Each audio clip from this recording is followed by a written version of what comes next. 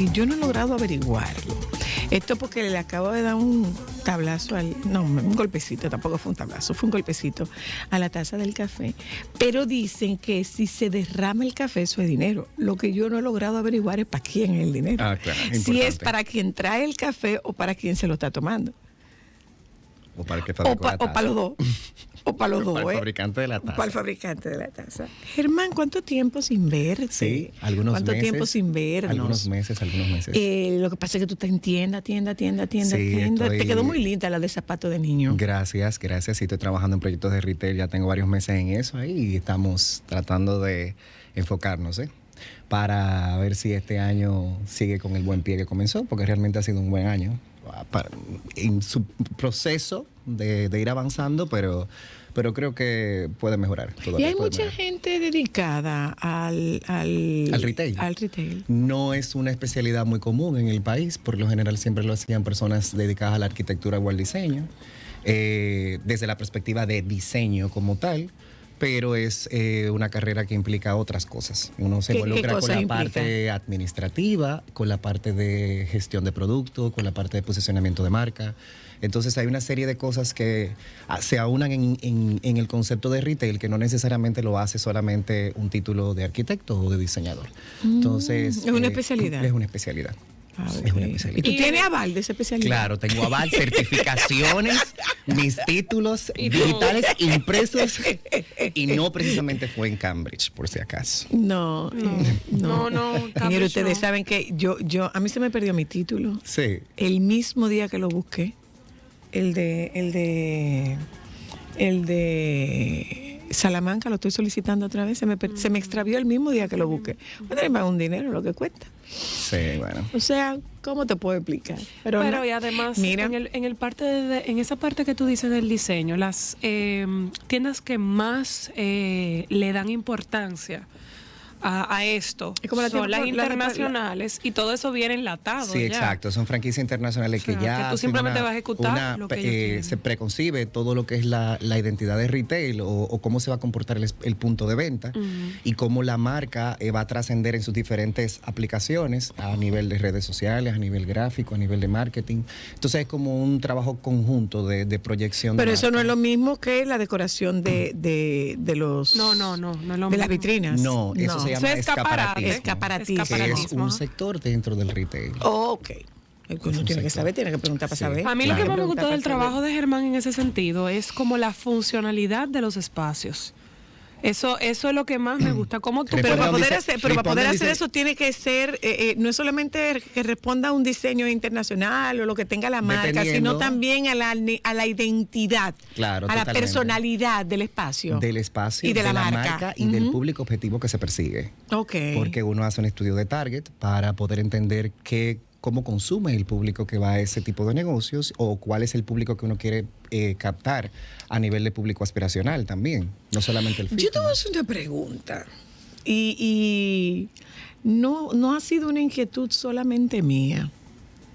¿Por qué hay tan mala iluminación y disposición de los espejos en algunas tiendas en los vestidores? Claro, porque se hace de manera intencional, no se hace pensando en la función o en lo que es más favorable para la prueba del cliente. Los vestidores son uno de los lugares más importantes, porque de ahí se define muchas de las compras también en ese proceso de prueba. Entonces, que esa área sea confortable, que esa área esté bien iluminada, que sea práctica, siempre se deja como para el final, pero es un punto jerárquico dentro del diseño de incluso tú puedes ver, eso es contradictorio. Yo te lo digo porque yo lo había conversado con una persona en México, y nos referimos a una tienda en específico, y que hace calor, que la iluminación es horrible. No es el calor, los espejos son malos, la iluminación no es correcta, y tú sales de ahí frustrada. Entonces, contrario, es paradójico, porque contrario a lo que se está buscando, tú te vas sin comprar. Claro, es importante analizar todos esos puntos antes de hacer un diseño formal a nivel de retail, porque se desprenden, son muchas cosas que hay que analizar. Pero yo creo que ese va a ser nuestro próximo tema. Yo encantado, porque de verdad creo que es un mundo interesante, un tema muy chulo. que la gente que se va a lanzar a emprender con una tienda, debe tomar en cuenta para el beneficio de su producto y de su proyecto. Yo encantado de compartir con ustedes. Por favor. Siempre. Ay, a mí el tema de hoy me encantó. Al verano. Verano en el Caribe. Sí. ¿Qué vamos a hacer? Verano Dime. en la isla. Bueno, nosotros vivimos en un país tropical. Queremos negarlo muchas veces en términos de decoración, porque nos apegamos mucho al concepto de las tendencias internacionales, aunque estas no sean las más viables para el tema del clima en el que vivimos. Entonces, el día de hoy vamos a hablar de algunas tendencias que se están llevando a nivel de decoración aplicada al contexto caribeño, al contexto tropical, que es donde pertenecemos, sin ánimos de que nuestras casas de la ciudad parezcan casas de playa, porque cuando te hablan de diseño en el Caribe o de diseño en el trópico, caracoles, tronco, que son caracoles, sino necesariamente peces, no necesariamente se trata de eso. Exacto. Entonces, lo primero que vamos a comenzar hablando de estas tendencias es que también ayudan un poco con el tema del calor visualmente a que los espacios se vean un poco más frescos, luzcan más despejados y que tengan también posibilidad de cambio. Una de esas tendencias o recomendaciones es vencer el miedo al blanco. Durante muchísimos años se pensaba que la ausencia de color era fría, que los espacios pintados de blanco no tenían alma. Sin embargo, hemos visto cómo en los últimos años el tema de las superficies en extensión, es decir, paredes y techos en color blanco, obviamente combinadas con otros tonos neutrales, te dan una sensación de un espacio mucho más luminoso. El blanco es muy agradecido con la luz natural porque rebota la luz natural y hace que de manera notoria, cuando entras a un espacio lo percibas que es mucho más grande, mucho más fresco. Es un asunto de un efecto visual. Aparte de que es la puerta abierta a posibles cambios. Tú pintas de blanco y luego tú puedes a partir de ahí transicionar la decoración en diferentes temporadas agregando elementos de color. Es decir, que debemos de volver al origen donde se usaba mucho el tema de las paredes blancas, vencerle un poco el miedo a esto. Y yo creo que para un contexto caribeño, isleño, donde nosotros vivimos, puede ser muy interesante tener espacios en diferentes tonalidades de blanco o de blanco a colores neutrales. Una pregunta, Germán. Específicamente en el tema de los textiles. Últimamente, y bueno, no hemos entrado al verano y las temperaturas se van a incrementar aún más. ¿Qué recomendaciones tenemos? O sea, las telas tienden a dar calor. O sea, por ejemplo, si yo tengo un sofá, ese sofá puede darme calor. ¿Hay algún tipo de tela que me ayude a neutralizar un poco esa temperatura? Totalmente. Una de las planillas que vamos a tocar el día de hoy es el llamado efecto crudo, que es donde nosotros estamos dándole a despedida a los terciopelos, las telas satinadas, los damascos, las telas muy pesadas, y le vamos a dar la bienvenida a textiles crudos con componente de algodón, con componente de lino, que son telas mucho más frescas para las ropas de cama, para la tapicería, para las cortinas. De hecho, también la ventaja de este tipo de telas, que lo puedes utilizar en cojines, cortinas, respaldo de camas, ropas de camas, es que te dan una sensación de calidez. Es decir, el espacio se siente muy cálido, se siente muy hogareño, y dependiendo de cómo lo combines, puedes lograr un efecto costero, si te vas por maderas rústicas, por ejemplo, o puede ser un efecto mucho más urbano si lo combinas con metal, latón, negro o elementos de mucho más carácter. Es decir, que tenemos que hacer las paces con entender que en este país los tejidos deben de ser ligeros. Claro. Y que realmente lo más práctico sería poder apoyarnos de este efecto crudo en los tejidos para salir un poco de esa sensación abrumadora y de calor que te generan esas telas tan pesadas. Nos vamos mucho por los visillos. Claro, en la parte de los tejidos se usan los visillos también de hilo visto, hilo crudo, que te da esa sensación más orgánica. Son tejidos mucho más orgánicos en aspectos. Aparte de que volvemos a lo mismo, como tenemos una buena o muy buena incidencia del sol en este país, te ayuda a que el espacio se vea mucho más iluminado. Es increíble cómo en países europeos se mueren porque cada año llega el verano para utilizar sus balcones, sus terrazas, para ventilar sus casas. Y nosotros que lo tenemos no hacemos las paces con eso. Sí es cierto que el calor a veces es abrumador, pero yo creo que el tema de la iluminación natural es un recurso que cuesta poco y aporta mucho a la decoración. Y creo que los visillos pueden lograr ese efecto. En esa misma línea de materialidad, y ya un poco más inspirado en la arquitectura brutalista, donde se veía todo este tema de los efectos como poco terminado en las paredes, el efecto que te da el estuco, el microcemento, por ejemplo, está muy en tendencia. Los materiales vistos, la piedra coralina, el mármol, es decir, materiales en su estado original colocado que aportan mucha calidez y que humanizan un poco el espacio porque lo hacen ver no tan prolijos.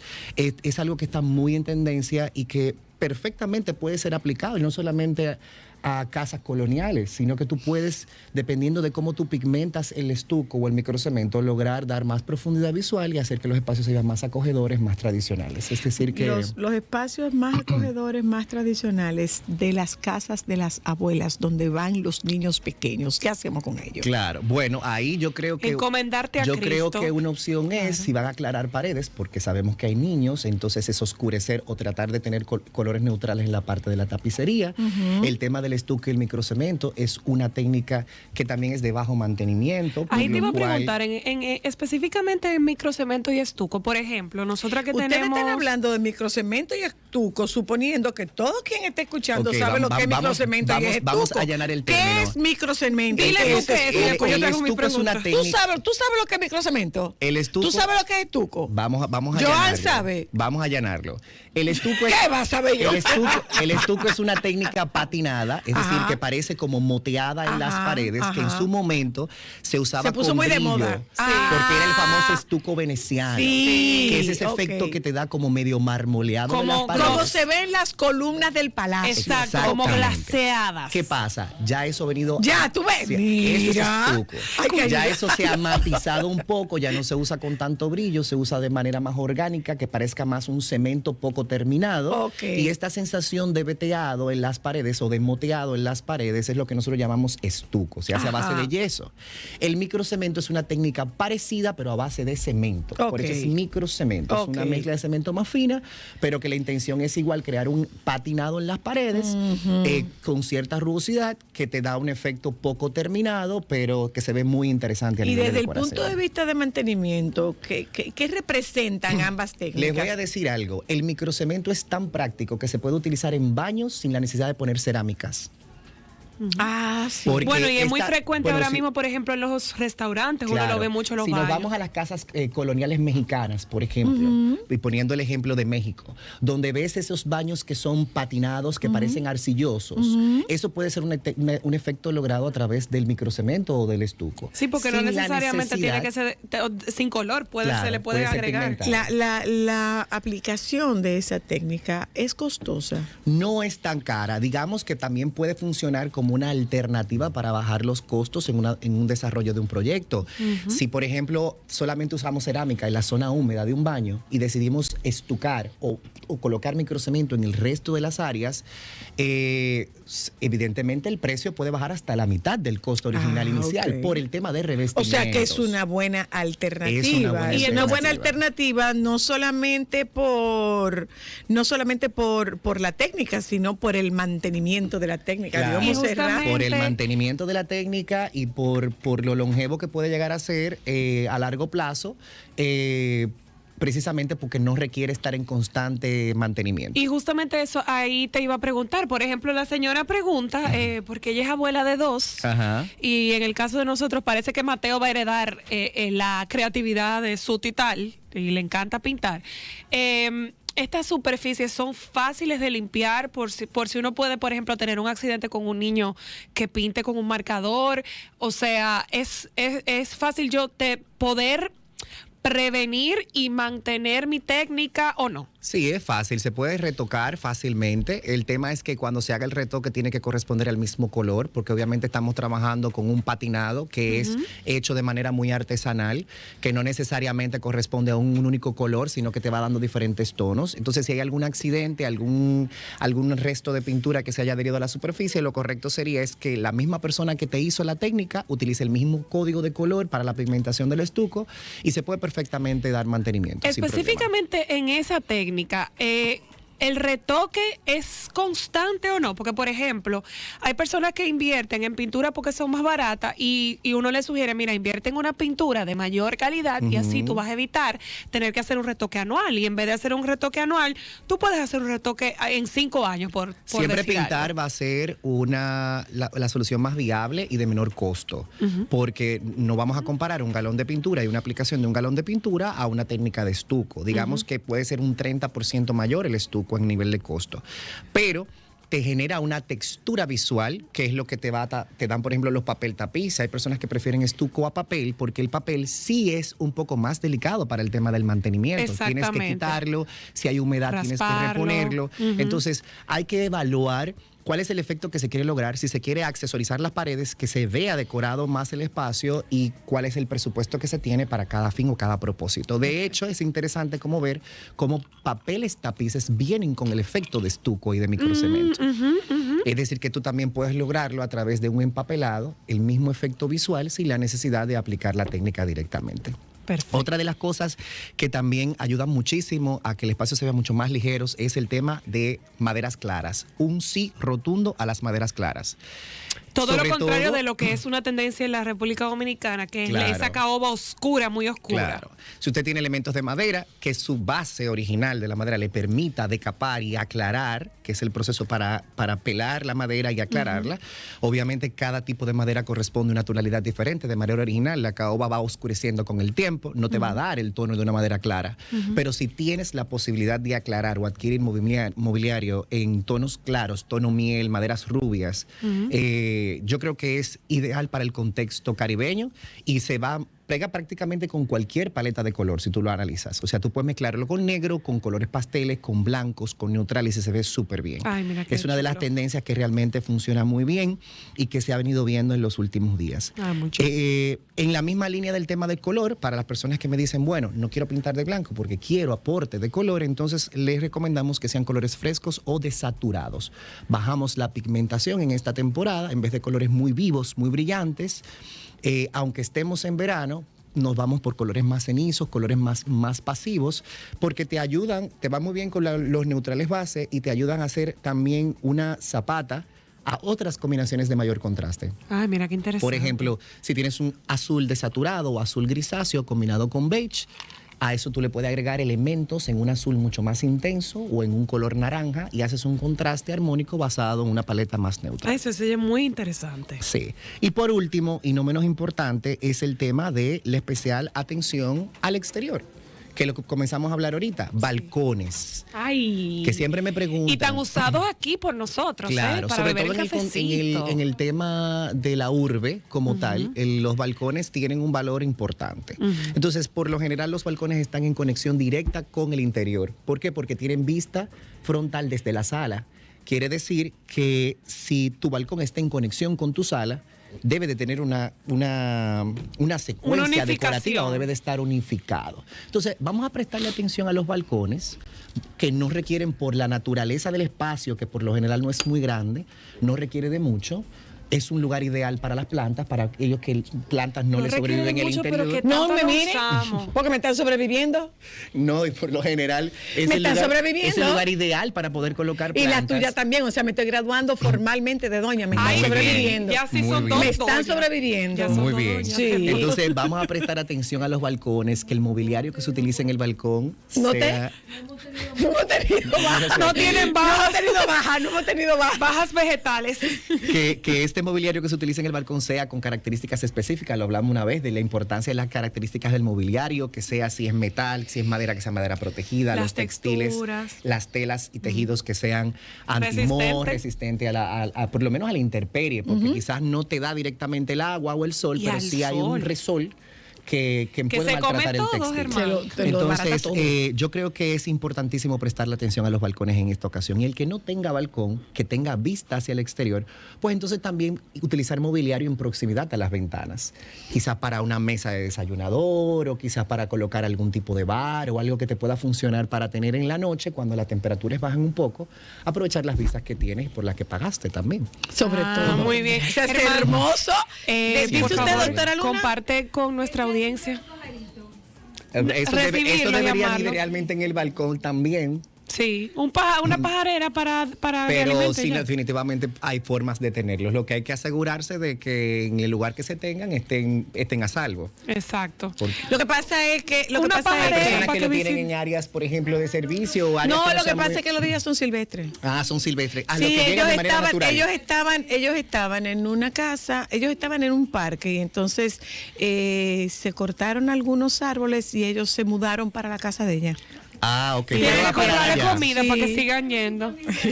Tiene una multifamiliar. Muy bien. Bueno, hay dos mándale formas convivir con factura. ellos, que yo creo que sería lo más humano. Y lo más chulo. No, ella está muy feliz. Claro. Porque ella los oye, ella lo despiertan. Ellos la despiertan. Sí. Pero, Germán, si puedes compartir con nuestra audiencia, obviamente, como todas tus visitas, tus redes sociales y notificarles que esta información, como todas las visitas de Germán, estará disponible en su página de Instagram y en la página de Solo para Mujeres. Sí, claro. Mi cuenta en Instagram es abierta, es @germancj. Ahí voy a publicar las planillas con imágenes ilustradas de lo que hemos venido hablando el día de hoy, para que puedan ponerle forma a lo que hemos hablado, para que vean de qué se trata el estuco y el microcemento de manera visual y para que también puedan utilizarlo o hacerle captura para futuras consultas. Muchísimas gracias. A ustedes por la invitación. Vámonos un momento a publicidad. Regresamos de publicidad. La doctora Luna y el licenciado Mañán están con nosotras en la tarde de hoy. Nos vamos a publicidad. Ya volvemos. Esto es Solo para Mujeres.